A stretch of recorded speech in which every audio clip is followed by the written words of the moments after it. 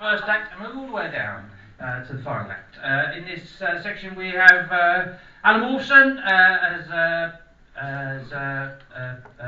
you know, doing a, what's it called? As a poet. Featured poet is the word I was struggling for.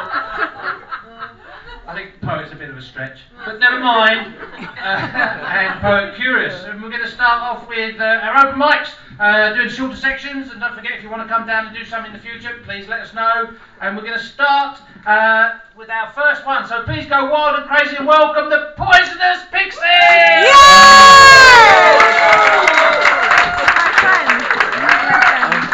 Yes.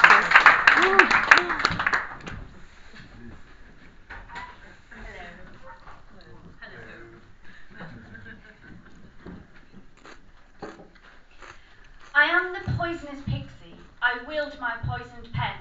I rant and rave and contemplate and dish the dirt on some men. It brings me so much joy to vent and find expression in rhyming words and symbolism as I learn my daily lessons. And if we should come into contact and you should make an impression, you too could find yourself immortalised in a lyrical form of expression. So please be nice, for if you're naughty you'll know, you'll end up in a poem and on my blog you'll go, and then up onto Facebook for all the world to see. So like I said, be nice, or you'll be a victim of the poisonous pixie.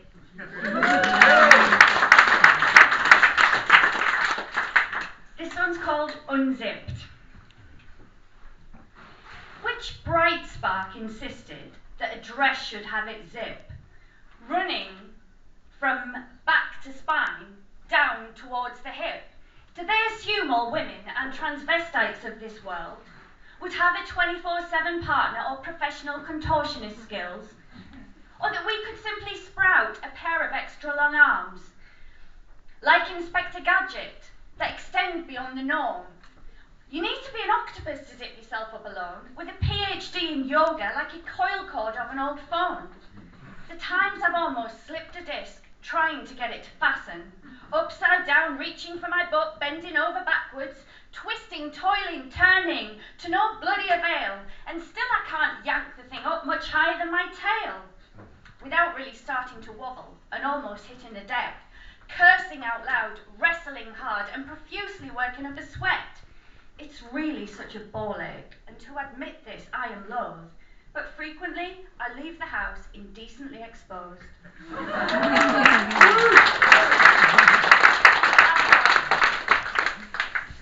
This is called Not Quite Breakfast at Tiffany's. Don't need my full English served on a giant rectangular slab. Don't need a dressed salad garnish with my bacon, sausage and egg. Don't need vine on cherry tomatoes, give me canned ones in juice instead.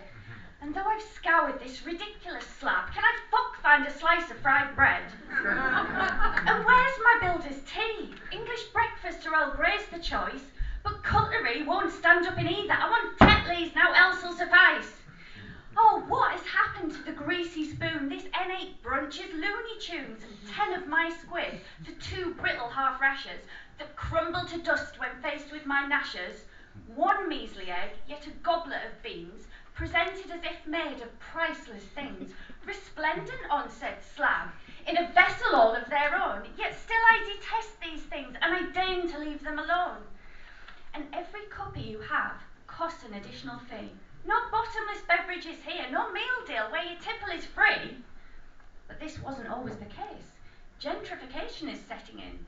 Prices soar, pretension is rife, poshification of everything. I love London town, particularly Crouch End, but I'm northern at heart and it drives me round the bend when I'm being ripped off, taken for a ride, fleeced and shafted, hung out and dried.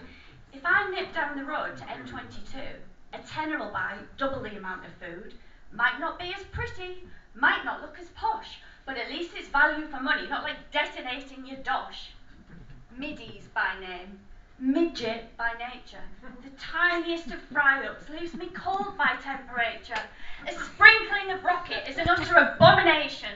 On a British institution, I can't afford at this rate of inflation. So bollocks to the balsamic you drizzled on those leaves that didn't belong there in the first place. Desist in future, please.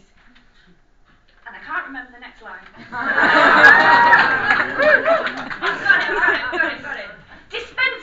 vegetation, the slab that should be a plate, and reinstate the greasy spoon in my beautiful N8.